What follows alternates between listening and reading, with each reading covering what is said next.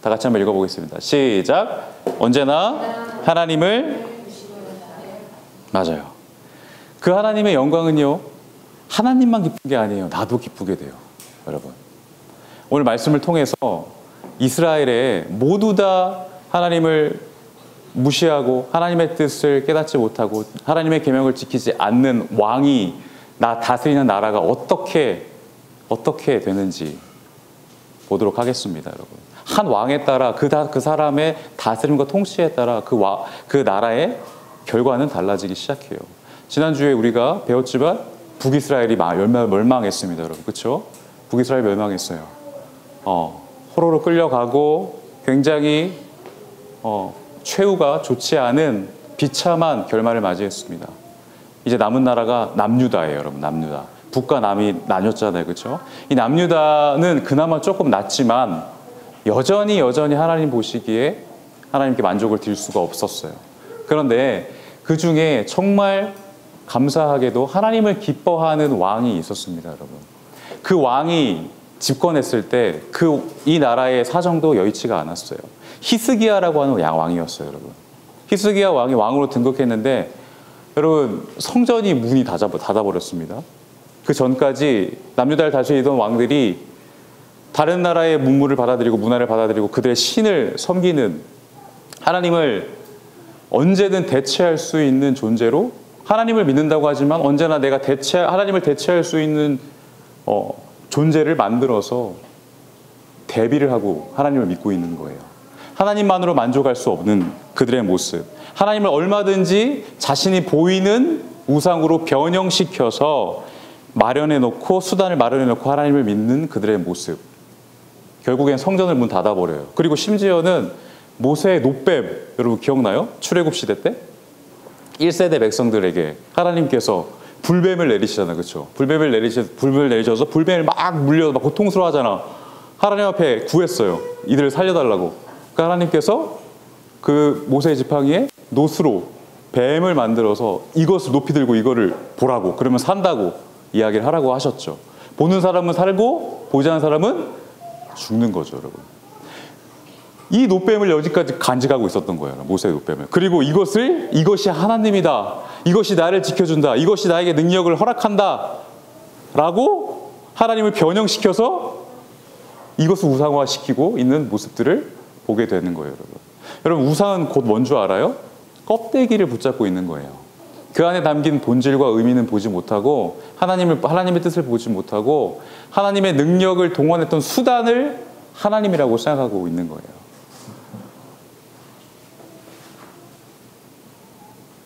그 중에 이러한 상황 속에 히스기야 왕이 등장을 합니다. 하나님은요, 히스기야 왕에게 이렇게 성경을 통해서 평가를 해요. 여호와를 의지하였어요. 그리고 여호와께 연합한 자였어요. 이 히스기야 전후에 유다 여러 왕 중에 이 히스기야 왕과 같은 자가 없었대요. 그리고 그에게 하나님께서 떠나지 아니하였고요, 계명을 지켰대요. 여러분은 이 땅을 떠나면서 여러분을 평가하는 한 구절을 남겨야 한다면 어떤 구절로 여러분들의 삶을 평가받기를 원하나요? 이 땅에서 잘 먹고 잘 사는 것, 이 땅에서 남부럽지 않게 내일 맡겨진 일 성공하여서 그 누구보다도 행복하게 살았다, 이렇게 남기는 것이 하나님이 원하시는 삶의 평가가 아니에요. 이게 평가야. 여호와를 의지했다라고 하는 거예요. 여러분, 여호와를 의지하고 그분 안에 거했다라고 하는 거예요. 이것만 남아요. 네가 살아생전 나를 의지하며 살았구나. 우리가 하나님 앞에 섰을 때 하나님께서 우리한테 그러시는 거예요. 여러분, 네가 살아생전 나를 의지하며 살았구나. 네가 내 안에 거하려고 노력했구나. 네가 나의 계명을 지키고 떠나지 않기 위하여서 인내하며 견디어냈구나. 이 칭찬과 이 평가만이 우리에게 남게 될 거예요. 여러분, 다른 것이 남는 게 아닙니다. 히스기야의 인생이 그랬어요. 여러분, 근심했습니다. 왜 근심했냐면 성전이 문 닫아버리고 아무도 보수하는 모습을 보이지 않았어요. 히스기야는 결단했습니다.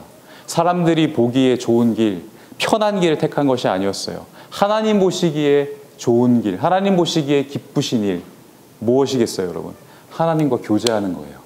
하나님께 나아가는 거예요. 그러기 위해서는 성전이 열려야죠. 성전 안에 있는, 성전 밖에 있는 모든 우상을 깨부시는 거예요. 레위인을 불러서 다시금 청소를 하게 됩니다. 성전을 열고요.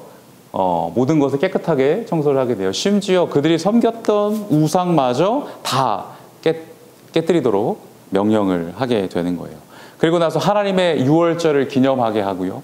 하나님 앞에 나아와서 죄에서 돌이켜서 백성들이 하나님 앞에 나올 수 있도록, 하나님과 만남을 가질 수 있도록 관계를 열어주는 일을 하게 되는 거예요. 여러분, 이거예요. 하나님을 예배하게 하는 일. 이게 하나님이 기쁘시게 하는 일이에요.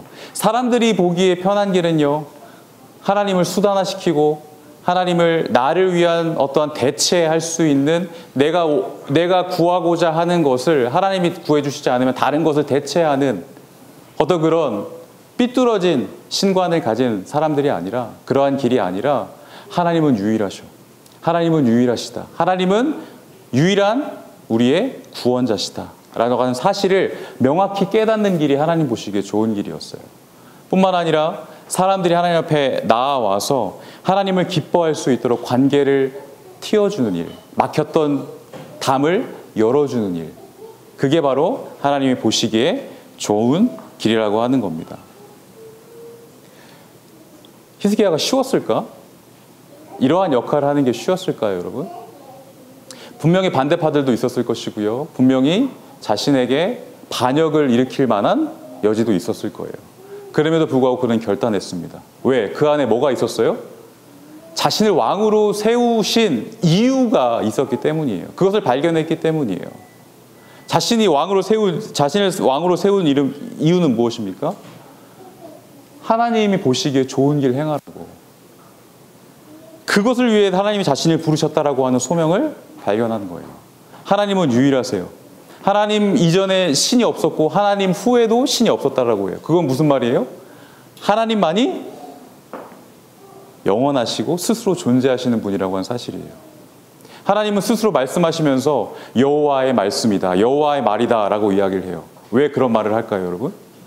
이 말이 거짓이 없는 참이신 것을 하나님 스스로가 증명하신다는 거예요. 왜?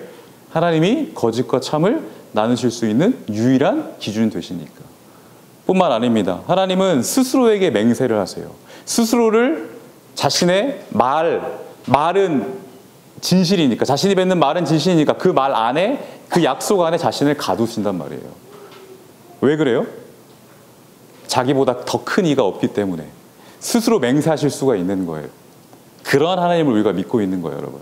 그런 하나님을 믿는다면, 그런 하나님을 사람들에게 알리고 그들과 함께 하나님을 잘 믿고 그들을 잘 따를 수 있도록 세움받은 왕, 자신의 그 소명을 깨닫게 됐다라고 하는 겁니다. 우리는 누구 때문에 순종할 수 있을까요, 여러분? 누구 때문에 순종할 수 있을까요? 누구를 보면서 순종할 수 있을까요? 히스기야 왕처럼 하나님 보시기에 좋은 길을 먼저 미리 보여주신 분이 계세요. 바로 예수님이죠, 여러분. 예수님. 세상이 하나님의 뜻과 반대되는 상황 속에서 자신의 소원을 이루기 위하여서 하나님을 그런 식으로 대하는 왜곡된 모습 속에서 하나님은 이 땅 가운데 오셔서 어둠 안에 있는, 갇혀있는 우리에게 빛을 보여주셔서 우리가 하나님의 뜻을 따라 어떻게 살아가야 하는지를 직접 몸으로 체험하시면서 말씀으로 우리에게 보여주신 유일한 분이라는 거예요. 그분이 순종하셨던 이유는요, 우리를 구원하시기 위한 순종도 있지만 우리가 그 순종을 본받으라고 하는 마음에서 이 땅에 오신 목적이 있어요. 우리는 예수님이 보이신 그 순종의 본을 따라가면서 이 땅 가운데 살아가야 할 존재들입니다, 여러분. 신이신 그분이 아무것도 아닌 창조물한테, 아무것도 아닌 인간들한테 따귀를 맞으셨어요, 여러분.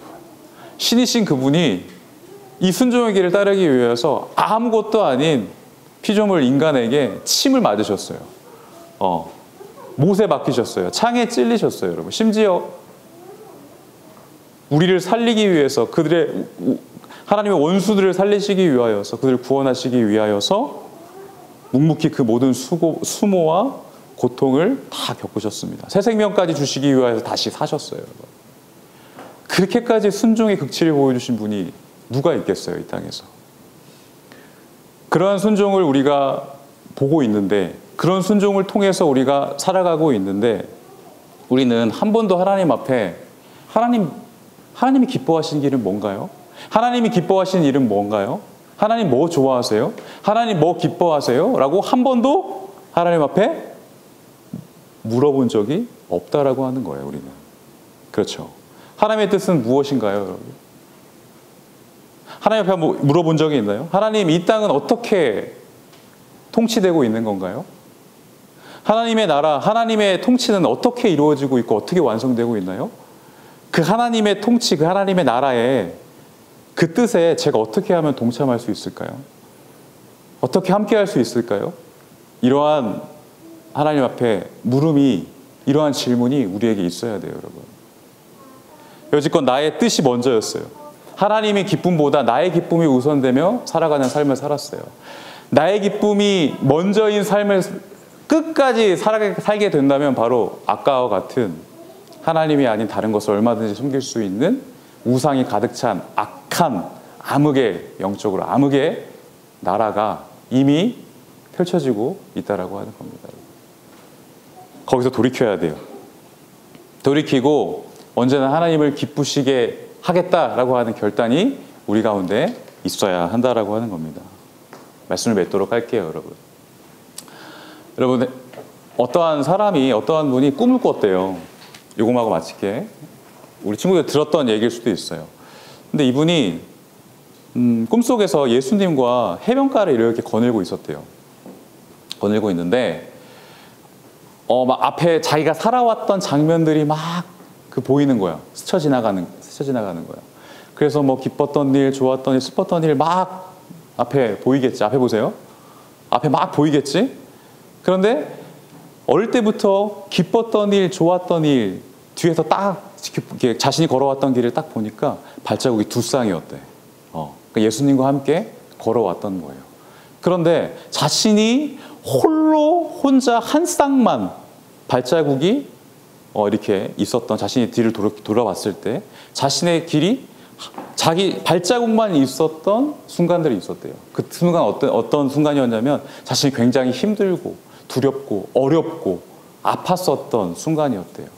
그것을 보면서 예수님께 궁금해서 물었던 거예요. 또 섭섭함이 있어서 물었던 거예요. 예수님은 저와 평생을 함께 동행하겠다고 약속하셨잖아요. 그런데 왜 제가 가장 힘들고 어려울 때 왜 저 혼자 이 길을 걷게 하셨습니까? 그때 예수님은 어디 계셨습니까? 라고 이야기를 하는 거예요. 그러니까 예수님이 그렇게 말씀하셨대요. 나는 너를 버리지 않아. 나는 너와 늘 함께 할 거야. 너와 늘 함께 했단다.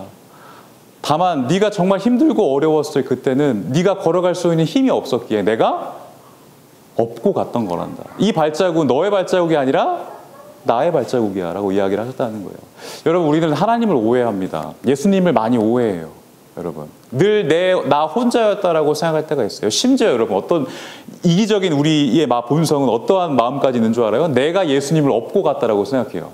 예수님을 믿는 게 왜 이렇게 큰 짐 같아요? 예수님이 왜 힘든 일은 예수님이 다 짊어지시면 되는데 왜 내가 이 땅에서 힘들어해야 됩니까? 예수님이 나에게 대해서 뭘 해주셨는데요? 예수님이 나에게 뭘 주셨는데요? 내가 그 예수님, 심지어 내가 예수님과 상관없는 삶을 사는 것 같은데, 내 삶은 예수님과 상관없는 삶인데 왜 예수님을 예배해요? 왜 하나님을 예배해요? 왜 하나님께 감사해? 왜 하나님께 내 것을 드려? 이런 마음이 우리 가운데 있다는 거예요, 여러분. 근데 여러분, 오해하지 마세요. 예수님은요, 우리와 늘 함께 하셨습니다. 내가 예수님 등에 업혀 있는 상황 속에서 내가 걸어갔다라고 하는 그 힘든 역경을 걸어갔다라고 하는 사실을 누구만 몰라요? 나는 몰라요.